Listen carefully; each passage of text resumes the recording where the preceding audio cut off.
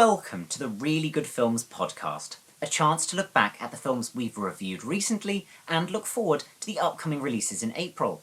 First, let's catch up on the original review of each film, followed by some further commentary that may contain spoilers.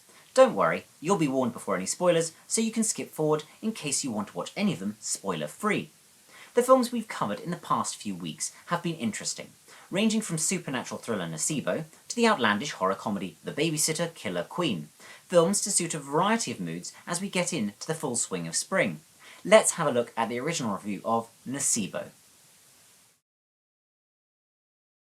Nocebo tells the story of a fashion designer who suffers from a mysterious illness which confuses her doctors and frustrates her husband, until assistance arrives in the form of a Filipino carer who uses traditional healing to reveal a horrifying truth. Nocebo is a supernatural thriller that features plenty of tension. The social commentary in the film is on the whole very well done, feeling like an important and cohesive part of the story.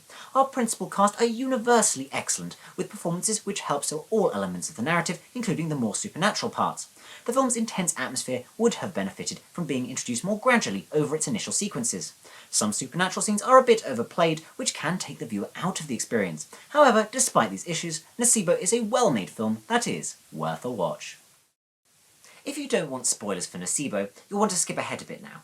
For those who haven't skipped forward, here are some further thoughts on the film.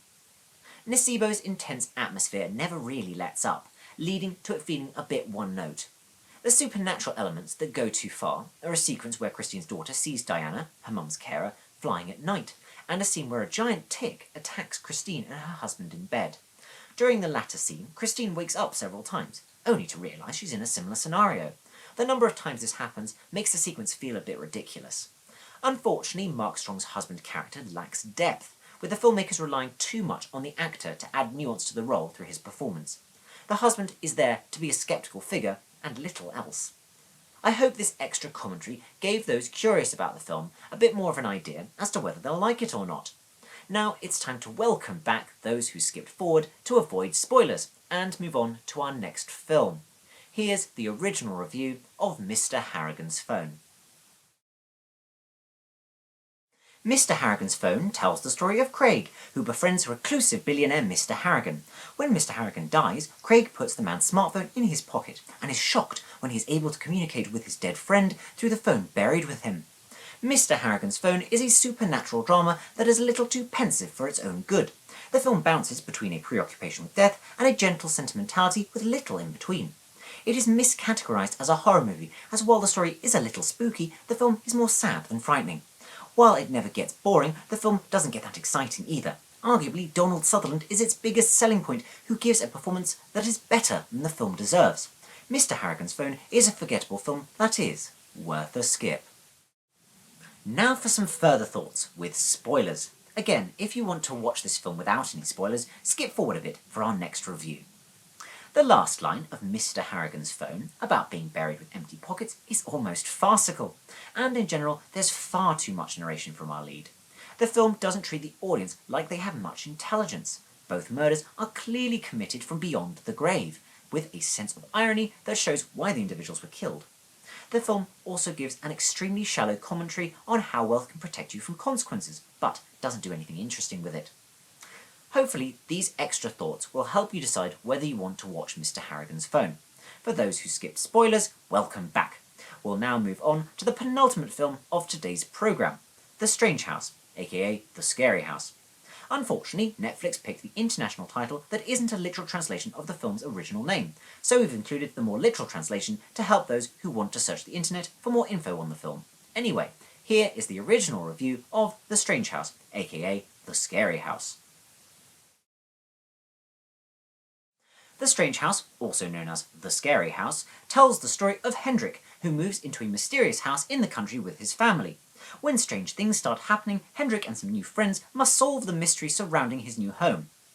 The Strange House is a teenage horror movie that is bathed in a sense of nostalgia. Despite being set in the present day, the film takes a lot of inspiration from 1980s films. Our leads are likeable, and time is taken to develop their characters. The film is fairly restrained when it comes to its horror, only using scares where they are necessary and effective.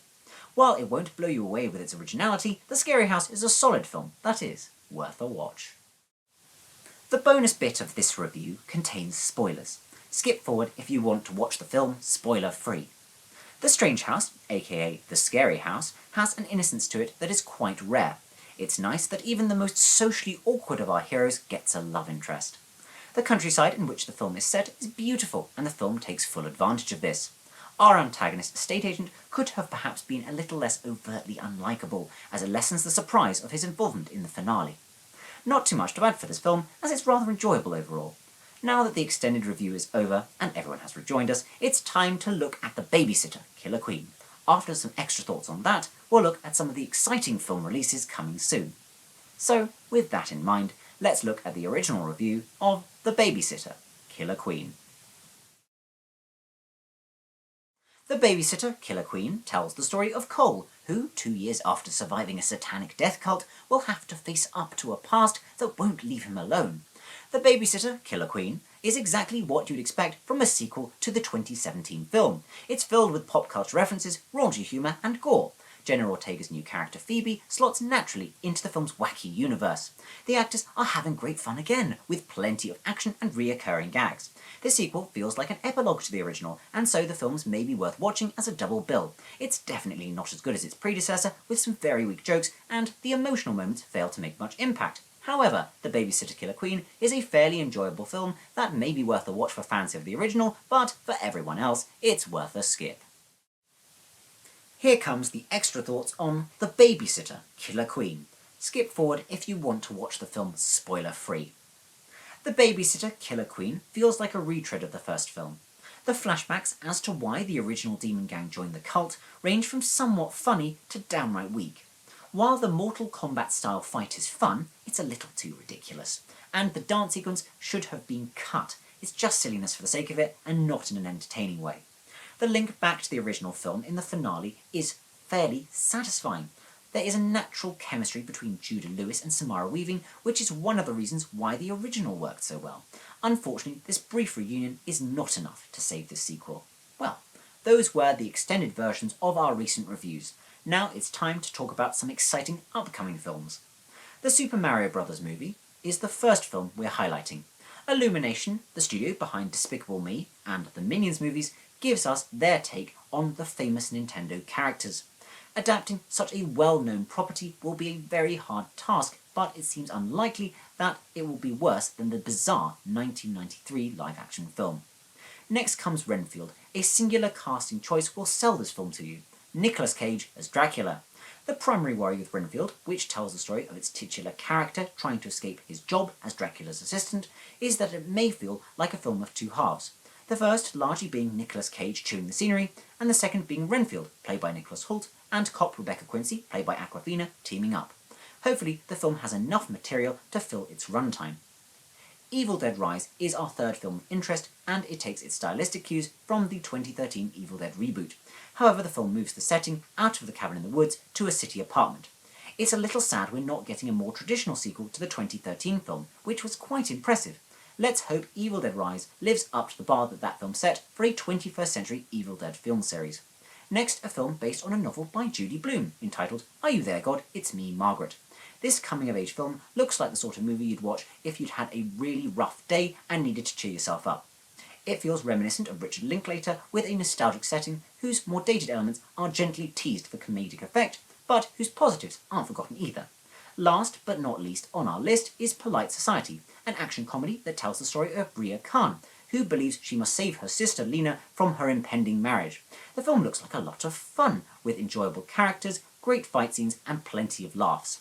Well, that's it for this episode of the Really Good Films podcast. If you want more from Really Good Films, follow us on Instagram, Facebook and YouTube. We're at Really Good Films on all of these platforms. And of course, subscribe to the podcast so you never miss an episode. We can't wait to review more films for you soon.